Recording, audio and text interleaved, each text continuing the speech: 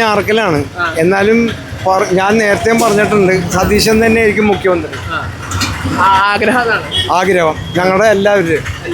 പക്ഷെ വേറെ ചോദ്യം പറഞ്ഞല്ലേ, പുള്ളിക്ക് മന്ത്രിയായിട്ട് എക്സ്പീരിയൻസ് ഇല്ല, പരിചയമില്ലാത്ത ആളെ എന്തുകൊണ്ട് മുഖ്യമന്ത്രി ആക്കുന്നു എന്നുള്ള ചോദ്യം വരുന്നു.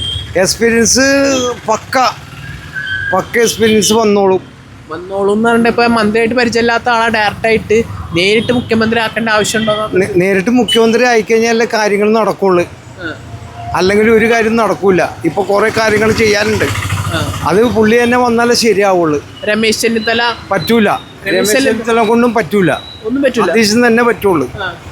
രമേശ് ചെന്നിത്തല ഒരു പേര്, രമേശ് ചെന്നിത്തല കുഴപ്പമില്ല, പക്ഷെ രമേശ് ചെന്നിത്തല കൊണ്ട് മുഖ്യമന്ത്രി ആകാൻ പറ്റൂല. ആയാലും അത്രക്ക് ക്ലിയർ ആവൂല. ഉറപ്പ്.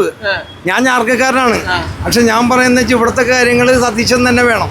KC വേണോ പോവാൻ പറ്റൂല, അതും ശരിയാവൂല. ഉറപ്പ്. തന്നെ കേരളം ഭരിക്കണം. എന്നാലും പക്കയായിട്ട് ഇവിടെ ഭരിക്കണമെങ്കിൽ VD സതീശൻ ഭരിക്കുകയും ചെയ്യും, ഇവിടെ പുരോഗമനം ഉണ്ടാവും, പറവൂരൊക്കെ നല്ല രീതിയിൽ പോകും. വേറെ കാര്യം ചോദിക്കുകയാണെങ്കിൽ ഇപ്പൊ പിണറായി വിജയൻ ഭരിച്ച് 10 വർഷം ഭരിച്ച്, പിണറായിയെ വെല്ലുന്ന ഒരു മുഖ്യമന്ത്രിയായിട്ട് VD സതീശന് മാറാൻ കഴിയും? പറ്റും, ഉറപ്പായിട്ടും പറ്റും.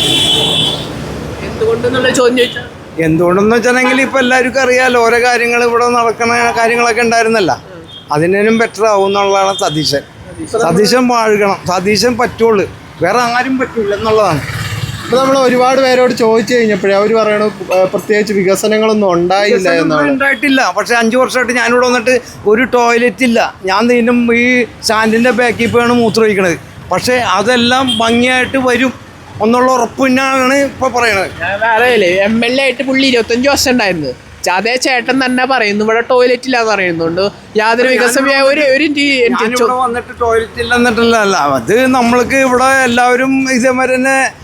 ഞാൻ ഞാർക്കക്കാരനാകുമ്പോൾ എനിക്കത് പറയാൻ പറ്റൂലല്ലോ. പബ്ലിക് ടോയ്ലറ്റ് നമുക്ക് സതീശനോട് ഇവിടെ വരുമ്പോൾ നമുക്ക് ആരോടെങ്കിലും പറയാം. അല്ല, ഞാൻ ചോദിക്കണേ, പബ്ലിക് ടോയ്ലറ്റ് ഇവിടെ ഇല്ല എന്ന് പറയുന്ന MLA ആയിട്ട് 25 വർഷം ഭരിച്ചുകൊണ്ടിരിക്കുന്ന VD സതീശൻ യാതൊരു വികസനം കൊണ്ടുവന്നില്ല എന്നാണ് ചേട്ടൻ പറയുന്നത്.